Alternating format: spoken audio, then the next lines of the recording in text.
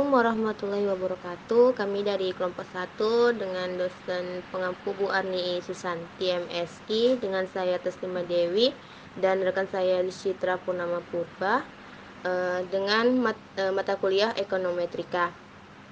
Pembahasan yang kami bawa itu ada 4. Yang pertama itu pengertian ekonometrika, yang kedua itu metodologi ekonometrika, yang ketiga itu jenis-jenis ekonometrika, dan yang terakhir itu konsep dasar analisis regresi. Baik, yang pertama itu pengertian ekonometrika. Nah, ekonometrika itu terdiri dari 2 kata. Yang pertama itu teori ekonomi atau economics dan pengukuran atau matrix. Adapun beberapa pakar yang mendefinisikan ekonometrika itu sebagai berikut. Yang pertama itu ekonometrika adalah salah satu analisis kuantitatif dari fenomena ekonomi real berdasarkan pada pengembangan teori dan observasi yang dihubungkan dengan metode inferensi. Menurut Samuelson 1954. Dan yang kedua itu menurut C.E.V. Lesser pada tahun 1974, yang mengatakan ekonometrika itu didefinisikan sebagai disiplin ilmu yang berusaha membuat hubungan kuantitatif di antara variabel ekonomi dengan bantuan metode statistik. Dan yang tiga itu menurut Gerhard Tiner pada tahun 1968, yang diartikan sebagai hasil dari suatu pandang khusus atas peranan ilmu ekonomi yang terdiri atas penerapan statistik matematis atas data ekonomi untuk memberikan dukungan empiris untuk model yang disusun dengan ilmu ekonomi matematis dan untuk memperoleh hasil dalam angka. Nah, adapun salah satu tujuan dari ekonometrika itu yang pertama memberikan kontribusi dalam membuat prediksi atau ramalan yang bermanfaat bagi banyak orang. Dan yang kedua itu membantu pengambilan keputusan atau kebijakan di berbagai tingkat serta mengevaluasi kebijakan yang telah ada. Dan yang ketiga itu untuk membuktikan kebenaran teori ekonomi dengan menggunakan data sampel. Pembahasan yang kedua itu ada metodologi ekonometrika. Nah, menurut Gujarati tahun 2004 terdapat 8 tahap dalam mempelajari ekonometrika. Nah, tahapan-tahapan tersebut disebut metodologi ekonometrika. Nah, adapun metodologi ekonometrikanya itu yang pertama membuat pernyataan teori atau hipotesis, kedua menentukan model matematis, ketiga itu menentukan model statistik ekonometrikanya, yang keempat itu mengumpulkan data, dan yang kelima itu menaksir parameter-parameter dari model ekonometrika. Yang keenam itu menguji hipotesis. Nah, pengujian hipotesis itu ada beberapa tahapan. Salah satunya itu merumuskan hipotesa, yang kedua itu menentukan derajat kepercayaan, yang ketiga itu menghitung nilai T statistik, dan yang keempat itu membandingkan nilai T statistik dengan T tabel, dan yang kelima itu membuat kesimpulan. Tahapan yang ketujuh itu menggunakan model untuk melakukan prediksi, dan yang ke-8 itu program komputer untuk olah data. Materi yang ketiga ini jenis-jenis ekonometrika. Nah, jenis-jenis ekonometrika ini terbagi menjadi 2. Yang pertama itu ekonometrika teoritis atau theoretical econometrics, yang dimana yaitu berkenaan dengan pengembangan metode yang tepat untuk mengukur hubungan ekonomi dengan menggunakan model ekonometrik. Dan jenis yang kedua itu ekonometrika terapan atau applied econometrics, yang dimana itu menggambarkan nilai praktis dari penelitian ekonomi sehingga lingkupnya itu mencakup aplikasi teknis ekonometri yang telah lebih dikembangkan dalam ekonometri teoritis sebagai alat pengujian ataupun pengujian teori maupun peramalan.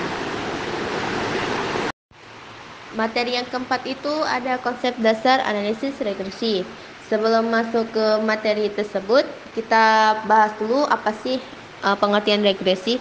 Nah, pengertian regresi itu adalah salah satu metode statistika yang menggunakan hubungan garis lurus untuk memprediksi variabel dependen atau variabel terikat atau variabel respon dengan simbol Y dan variabel independen atau variabel bebas dengan simbol X. Nah, analisis regresi ini adalah salah satu metode untuk menentukan hubungan sebab akibat antara satu variabel dengan variabel lainnya. Analisis regresi ini digunakan untuk memprediksi hubungan variabel Y melalui variabel X. Sehingga melalui analisis regresi ini, kita dapat memprediksi nilai variabel Y berdasarkan beberapa nilai atau data dari variabel X. Sehingga menghasilkan apakah nilai Y itu bergantung pada variabel X. Adapun manfaat dari analisis regresi itu yang pertama, meramalkan nilai-nilai rata-rata variabel bebas yang disadari nilai variabel bebas di luar jangkauan sampel. Yang kedua itu menguji hipotesis karakteristik dimensi, dan yang ketiga itu membuat estimasi rata-rata dan nilai variabel berdasarkan nilai variabel. Sekian penjelasan materi yang saya sampaikan. Untuk materi selanjutnya akan dijelaskan oleh rekan saya, Elis Citra. Baik, saya akan melanjutkan materi selanjutnya, yaitu analisis regresi sederhana. Analisis regresi sederhana adalah sebuah metode pendekatan untuk pemodelan hubungan antara satu variabel dependen dan satu variabel independen. Dalam model regresi variabel independen menerangkan variabel dependennya. Dalam analisis regresi sederhana, hubungan antara variabel bersifat linear, di mana perubahan pada variabel X akan diikuti oleh perubahan pada variabel Y secara tetap. Contoh penerapannya dalam kehidupan yaitu 1. Analisis regresi antara tinggi orang tua terhadap tinggi anaknya. Analisis regresi antara pendapatan terhadap konsumsi rumah tangga. Analisis regresi antara harga terhadap penjualan barang. Analisis regresi antara tingkat upah terhadap tingkat pengangguran. Analisis regresi antara tingkat suku bunga bank terhadap harga saham. Dan yang keenam itu analisis regresi antara biaya periklanan terhadap volume penjualan perusahaan. Secara matematis, model analisis regresi sederhana dapat digambarkan sebagai berikut, di mana Y sama dengan beta 0 tambah beta 1 kali xi tambah epsilon i, di mana Y sama dengan variabel terikat, beta 0 sama dengan konstanta, beta 1 sama dengan koefisien regresi, X sama dengan variabel bebas, dan epsilon adalah residual atau error, dan I sama dengan jumlah. Cara mendapatkan garis regresi. Terdapat beberapa cara yang dapat digunakan untuk menentukan garis regresi, yaitu yang pertama itu cara bebas atau freehand method. Yang kedua menghubungkan dua titik yang terarah dan tertinggi. Yang ketiga itu membagi data menjadi dua kelompok yang sama, kemudian masing-masing dicari rata-rata yaitu X1 dan X2. Yang selanjutnya itu metode kuadrat terkecil. Biasanya metode ini diperkenalkan oleh Gauss, memiliki persamaan E sama dengan Y(X) kurang Y, di mana dalam regresi linear sederhana, hubungan variabel tersebut dapat dituliskan dalam bentuk model persamaan linear, yaitu Y(X) sama dengan A tambah B kali X. Asumsi regresi linear sederhana. Dalam aplikasinya terdapat beberapa asumsi yang harus terpenuhi untuk melakukan analisis regresi sederhana. Beberapa asumsi tersebut sebagai berikut. Yang pertama itu YI adalah variabel tak bebas yang merupakan random variabel yang bersifat skostik. Yang kedua XI adalah variabel bebas yang bersifat Vset, bukan merupakan random variabel.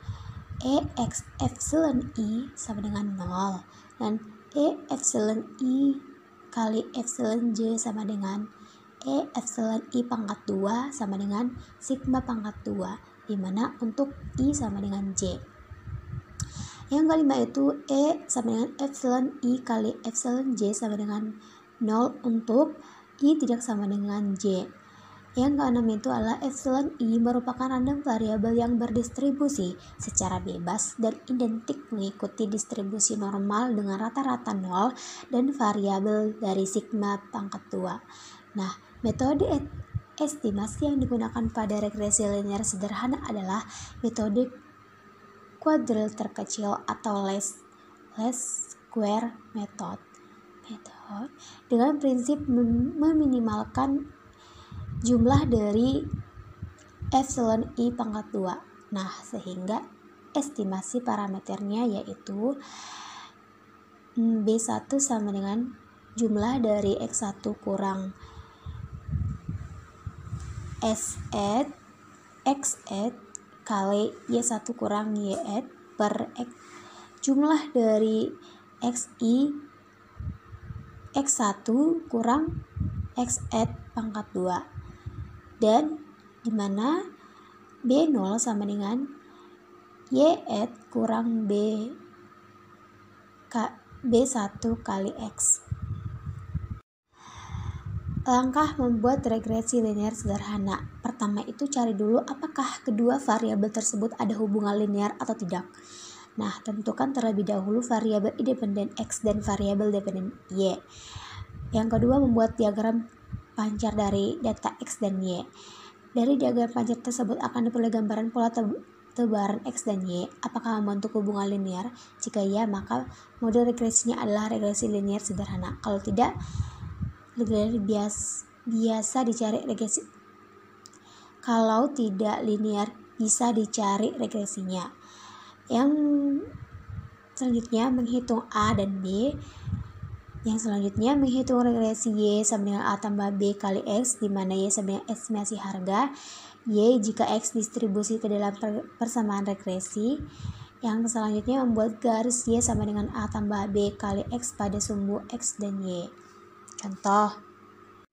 Contohnya kita memiliki sebuah data yang seperti di PPT, di mana di dalam tabel di atas menyajikan data dengan variabel X adalah umur mobil dan variabel Y adalah harga. Dan hasil estimasinya adalah sebagai berikut. Kita di dalam tabel ini akan mencari, dari hasil tabel ini akan mencari persamaan regresinya dengan menggunakan rumus regresi sederhana, dengan jumlah X-nya sama dengan 58, jumlah Y-nya sama dengan 975, dan jumlah antara X dan Y sama dengan 4732, dan jumlah X pangkat 2-nya sama dengan 326. Nah, selanjutnya SXX ada sama dengan jumlah X2 kurang jumlah X pangkat 2 per N sama dengan 326 dikurang 58 pangkat 2 per 10 sama dengan 20.182.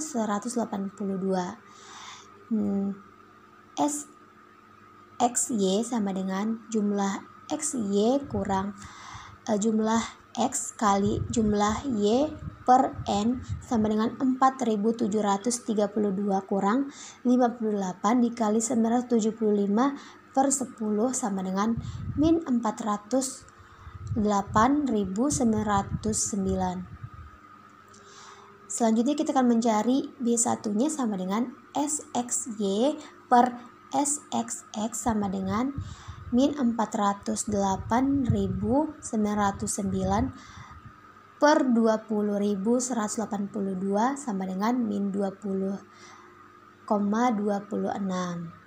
Nah, Selanjutnya kita mencari B0 nya sama dengan 1/n jumlah dari Y kurang B1 jumlah X sama dengan 1/10 kali 975 dikurang min 20,28 kali 58 sama dengan 195,47.